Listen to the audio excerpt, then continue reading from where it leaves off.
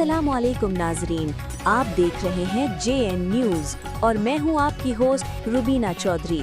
सबसे पहले नजर डालते हैं आज की अहम खबरों पर। शामिल करते हैं बेला से रोंचो कबीले की मुमताज़ मारूफ शख्सियत साबिक चेयरमैन बेला जाम ग्रुप के सीनियर रहनुमा मोहम्मद अनवर रोंचो, जाम ग्रुप की नौजवान शख्सियत औरंगजेब अनवर रोंचो की नेशनल प्रेस क्लब बेला आमा, सदर सरदार अब्दुल रहीम रोंचो और दीगर सहाफ़ियों ने इस्तकबाल किया। अनवर रोंचो ने सहाफ़ियों से गुफ्तगू करते हुए कहा कि हमें अपने न्यू जनरेशन को अच्छी से अच्छी तालीम देना होगी। इस कंपटीशन दौर में अच्छी तालीम होगी तो हमारी जनरेशन को मकाम मिलेगा। आज दुनिया ने बहुत तरक्की की, हर चीज़ आसान है। इस वक्त कोई चीज़ टारगेट मुश्किल नहीं, मगर हासिल करने के लिए मेहनत करना होगी।